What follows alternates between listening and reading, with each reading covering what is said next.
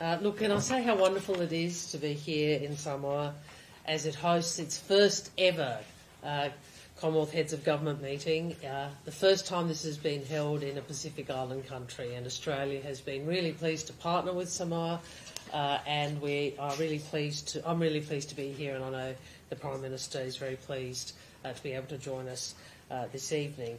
I want to thank a woman for whom I have such great regard, Prime Minister Fiame, for her leadership, for her hospitality, for her thoughtful hosting of this meeting, and the way in which she sought to elevate Pacific priorities and voices on the international stage.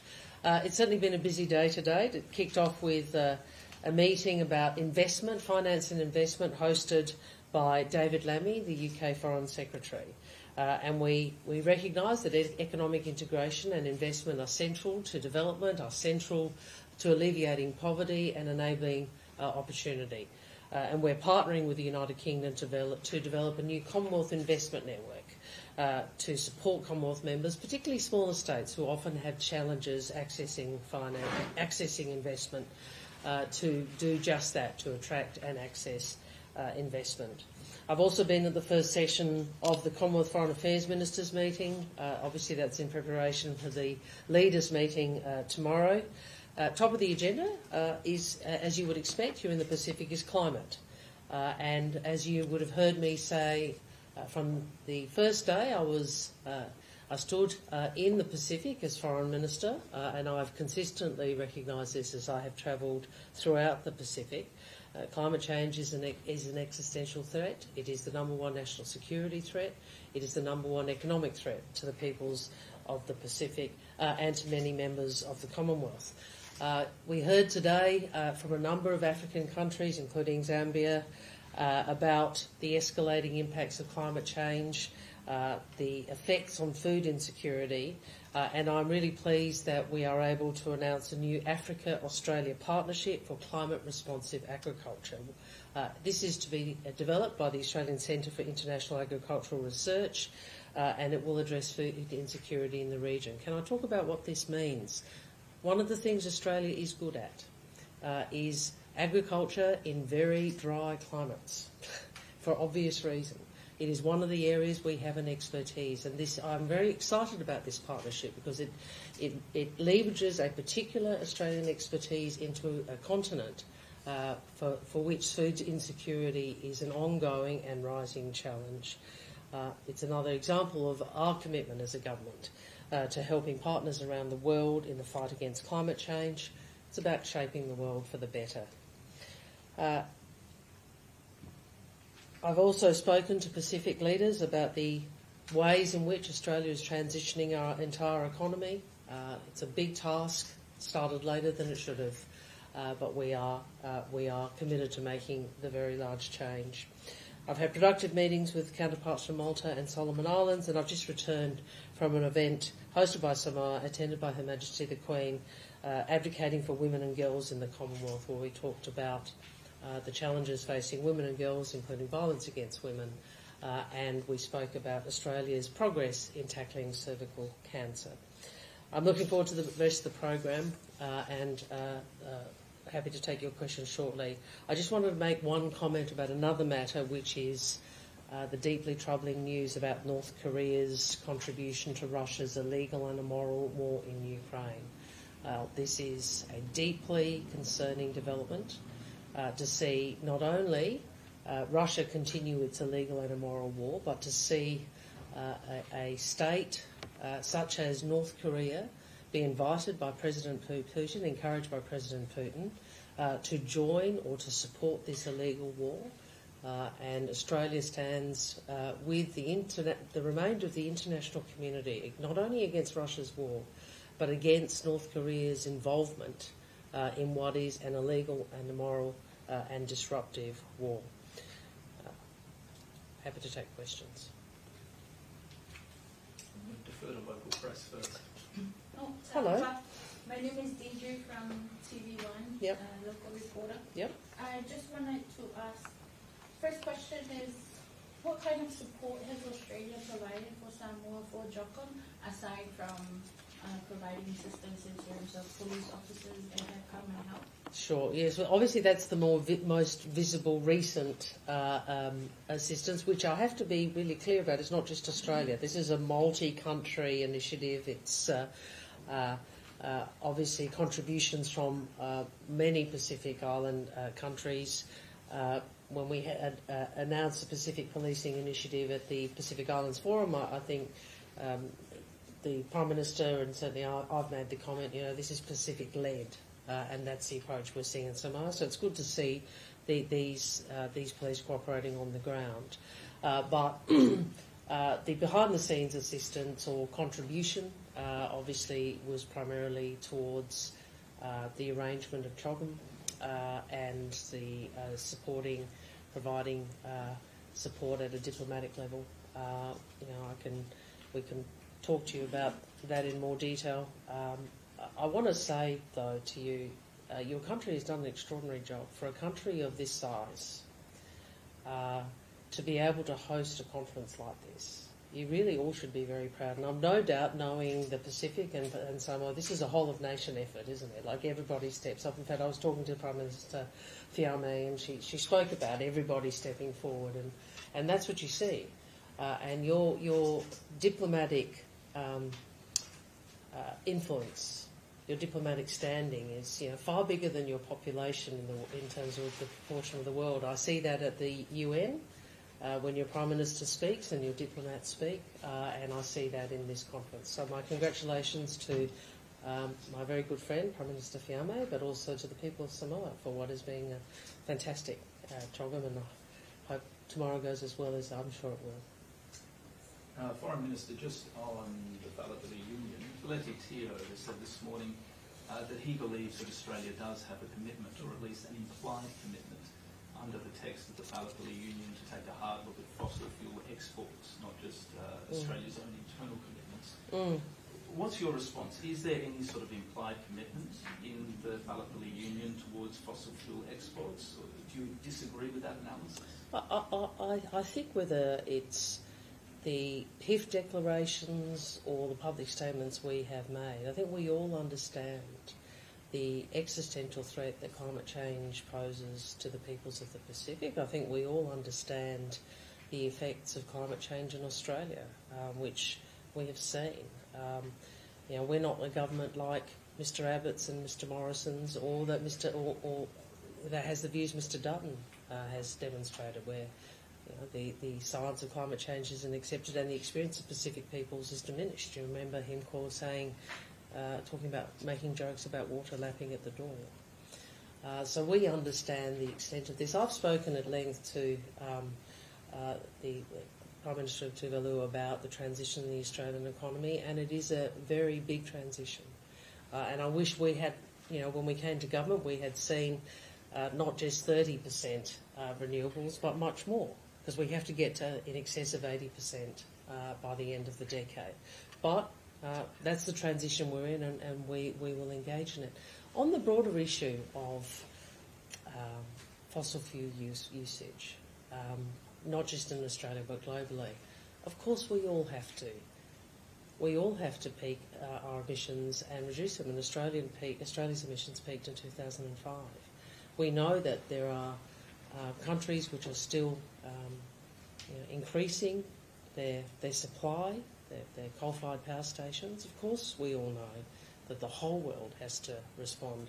The point I've made previously is that there are two emerging economies in the world which account for 40% of global emissions, India and China.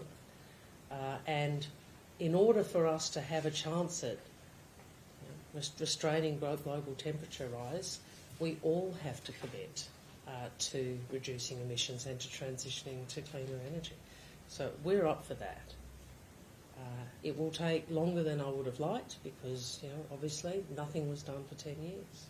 But can Australia shrug its shoulders in terms of those exports and simply say there is no problem with Australia expanding fossil fuel projects if there's an appetite for it? The point that I think that Mr Teo is making is that on the one hand, Australia points to its own record. On the other hand, you've got countries like India and China continuing to expand fossil fuels.